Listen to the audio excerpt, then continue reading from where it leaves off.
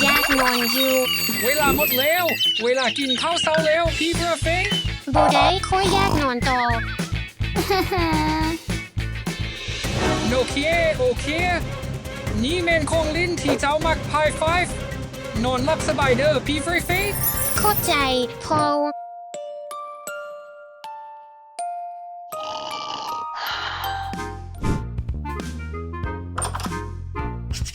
สบายดีตอนเช้าเฟอร์ออร์ สบายดี พิซซ่าพร้อมแล้ว เจ้าหิวบ่ ถ้ามีไพ่ทามคอยบอกเคยอยู่นี้ โนเค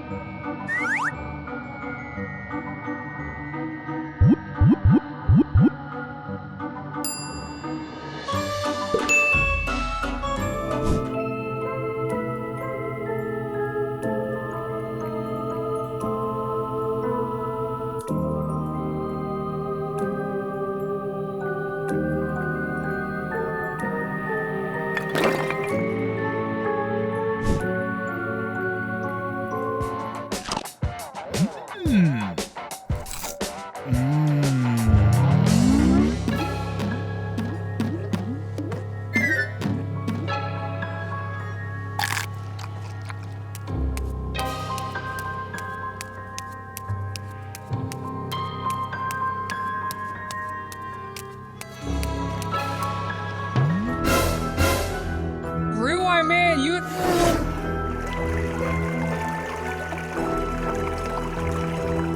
บรัวฟองพอแล้วเดี๋ยวหยุด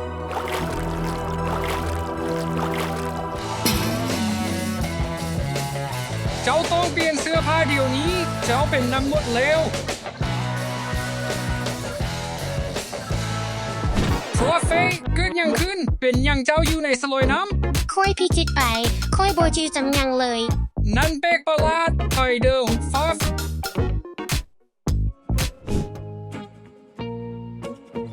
เข้าใจพอ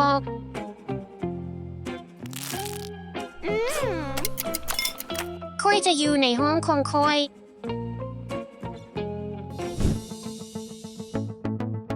ค่อยจะนอนพักสักความ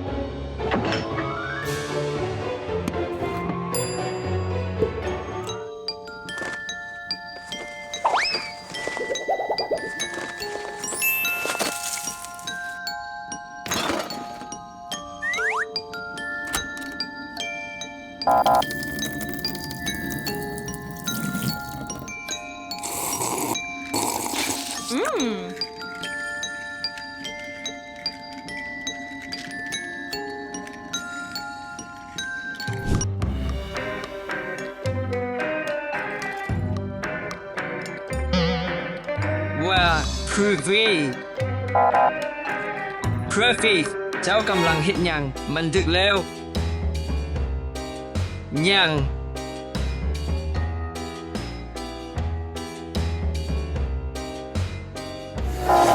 หยุด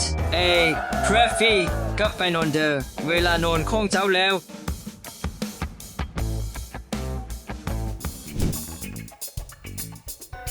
พอแป๊บหนึ่งก่อน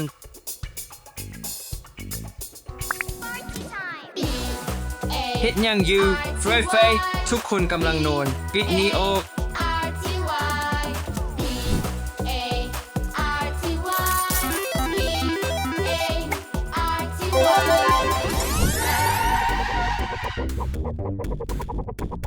โอเคพรูฟี่พอแล้วเวลานอนแล้ว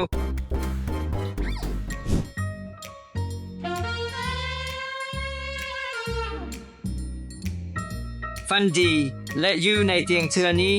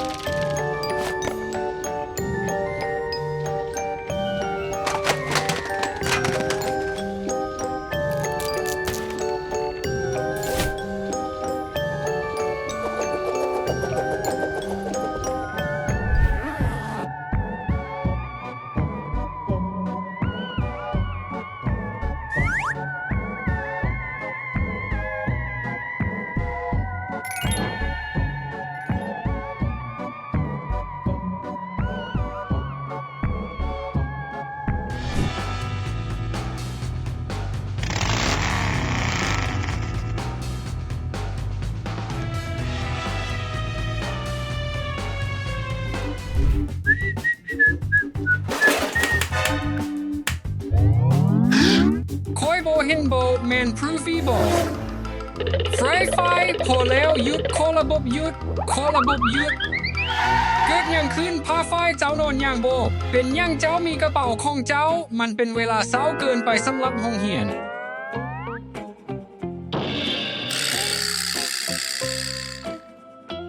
มันมืดหลายข้างนอกกลับบ้านไปเตียงอุ่น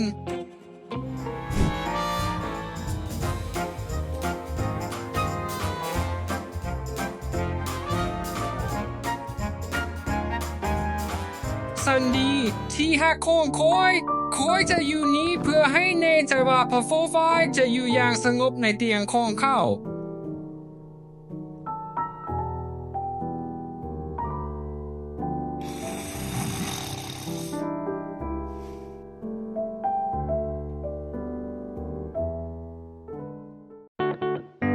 ฟันดีเอเล็ก Sandy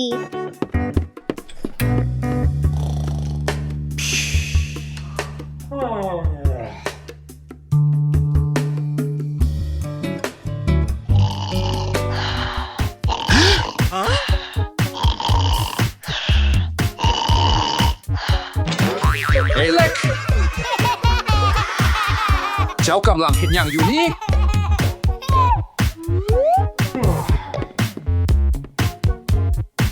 เอเล็กเจ้าต้องนอนอยู่นี่ ได้จ้า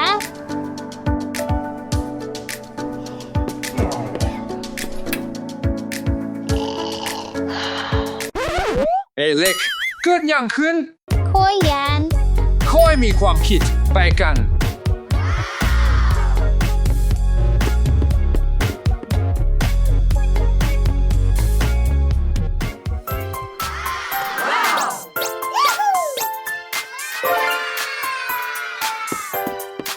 เจ้าบอกเป็นอย่างแล้วบอก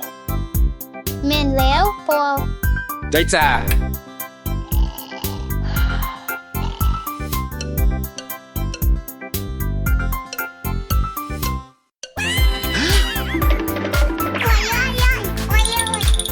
มีสัตว์ประหลาดอยู่ใต้เตียงคอย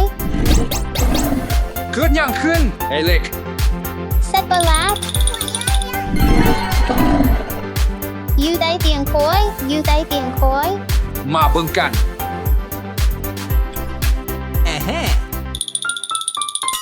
บ่มีสัตว์ประหลาดบ่มีสัตว์ประหลาด บ่มีสัตว์ประหลาดบ่มีสัตว์ประหลาดอยู่ใต้เตียง แต่ค่อยมีความคิดถ้ามันกลับมา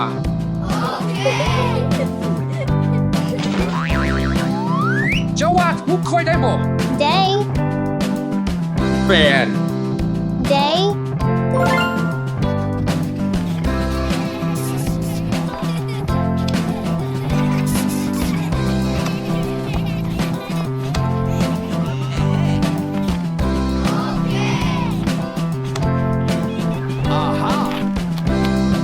เสร็จแล้ว เสร็จแล้วบอก แมนแล้ว ให้เบิ่งสิมันแม่นค่อย แมนแล้ว วาดหน้าค่อยกัน แมนแล้ว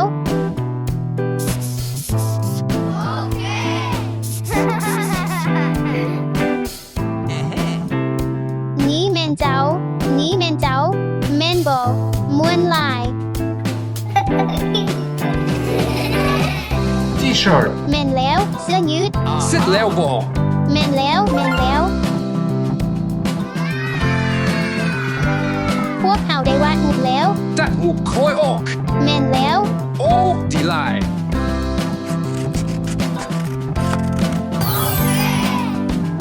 มันเหมือนค่อยบอก แมนแล้ว เราจะปกป้องเจ้า แมนแล้ว oh yes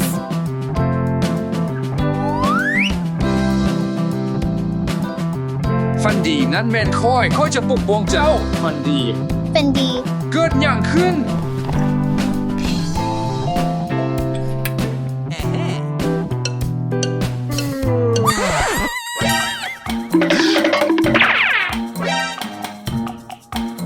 สัตว์ประหลาดสัตว์ประหลาด เอเล็กเกิดอย่างขึ้น มีสัตว์ประหลาด สัตว์ประหลาดอยู่นั้นบอกคอยจะกด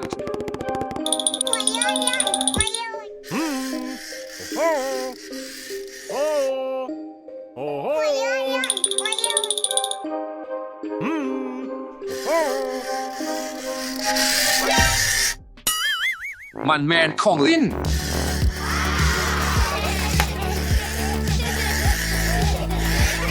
มันแมนของลิ้นแมงซาบ มันแมนของลิ้นแมงซาบ โอ้มาสวมสบายดีแฟนเอเล็กมันจะปกป้องเจ้า เอานี้ไป นอนลง ฝันดี ฝันดี เอเล็กสวยด้วยเอเล็ก สวยด้วยเอเล็กสวยคอย เกิดหยังขึ้น คอยอย่างว่ากลัว มีคนอยู่ข้างลุมเตียงคอย บ่มีสัตว์ประหลาด เจ้าในใจบอก อื่นสิ เจ้าสวยกว่าได้บอก oh yes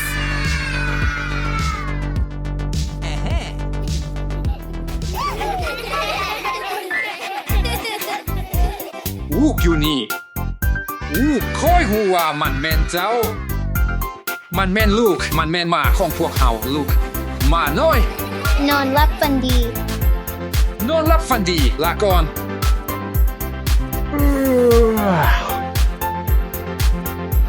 บ่มีสัตว์ประหลาด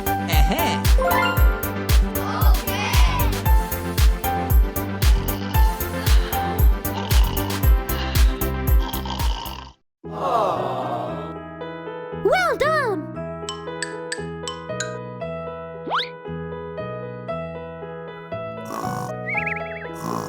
เดี๋ยวนี้มาเอาทุกอันมารวมกัน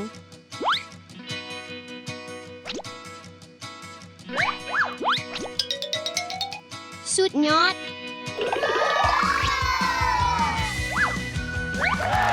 เฮ้ยยีเจ้าสามารถไปลีนบนอื่นได้บ่โอเค จับเอา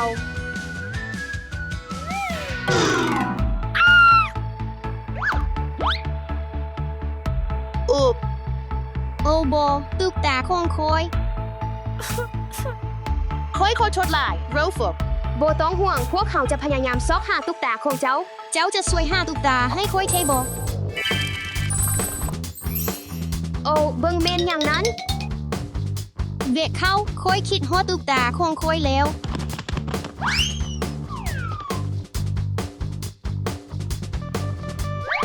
เบเดอร์พีซฟี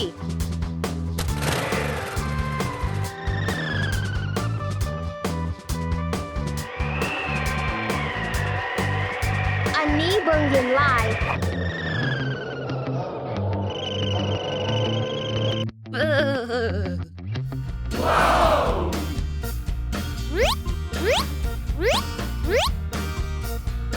เบิ่งบางทีตุ๊กตาของพวกเขาอยู่ที่นั้น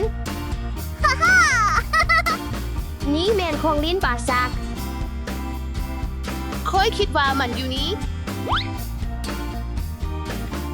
ค่อยบอกคิดว่านี้แมนตุ๊กตามันแมนลูกบาศก์พวกเขายังเหลืออีก3มากดตาดูก็โบแมนตุ๊กตาแมนสร้างบางทีมันแมนอันนี้ขวดน้ำเด็กน้อยดีนี่โบแมนตุ๊กตานี่แมนโอกาสสุดท้ายของพวกเขามาเบิ่งว่ามีหยังอยู่ข้างในมันแมนกระเป๋าโบแมนตุ๊กตาโฟฟอพวกเขายังคาดอีกอ่างน้ำหนึ่งมากวดกาดูแมนแล้ว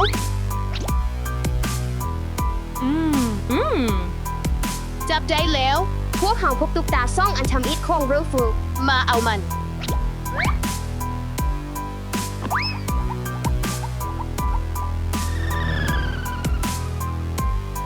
มัวฝัวพวกเขาพบตุ๊กตาซ่องอันของเจ้า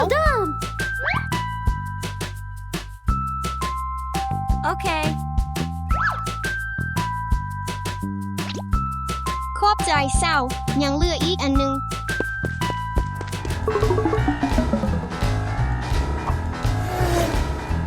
โปรไฟล์ค่อยคิดว่าตุ๊กตาของรูฟูอาร์ตอยู่ที่นั้นมากวดกาข้างใน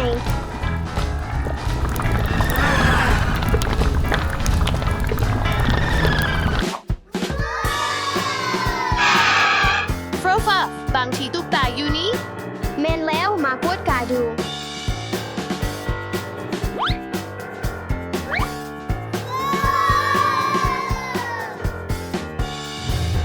ค่อยพบอย่างบางอย่างค่อยก็พบอย่างบางอย่างเดนี้โบแมนตุ๊กตาเดนี้โบแมนตุ๊กตามากวดกาอย่างอื่นโบพวกเขาอยู่สับพวกเขาซอกหาทุกคนแล้วพวกเขาซอกโบเห็น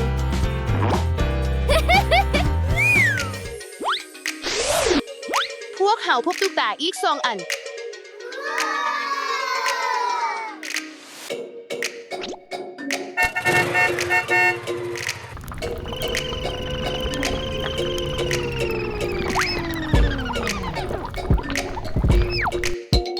โรฟอลพวกเขาพบตุ๊กตาอีก2 อันโอเค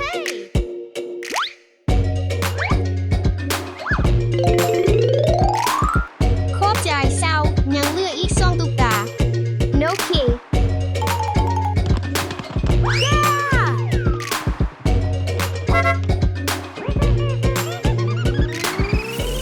โอ้ยโอ้ยโอ้ยโอ้ยว้าว มาเบิ่งว่ามีตุ๊กตาอยู่นี่บ่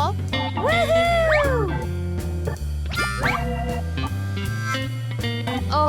มันแมนรถ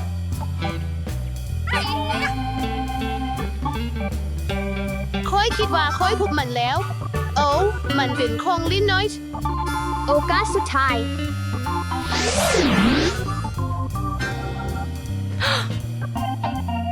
นั่นเป็นอย่าง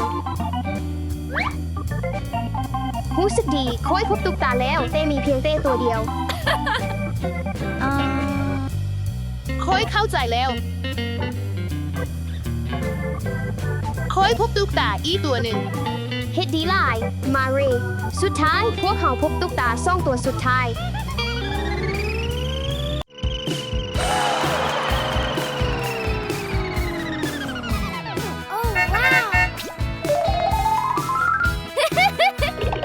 ดาซาพวกเขาพบตุ๊กตา2 ตัวสุดท้ายตุ๊กตาตัวสุดท้าย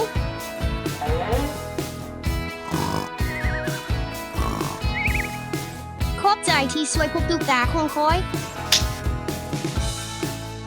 ดาซาพวกเขาขอโทษที่ได้ทำลายห้องของเจ้าพวกเขาควรยอมรับความผิดของตนและช่วยเหลือผู้อื่นซาวทริสพวกเขามาลิ้นบานกันในขณะที่ตุ๊กตาของคอยกำลังนอน โดยดี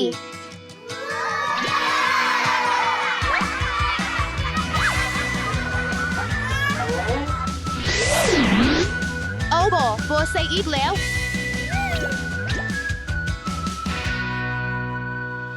เจ้าฮูโบค่อยควรไปหาตุ๊กตาคงค่อยดีกว่า และพวกเขาควรหาสถานที่ที่ดีกว่าเพื่อลิ้นบาทไปกันเถิด ตุ๊กตาคงค่อย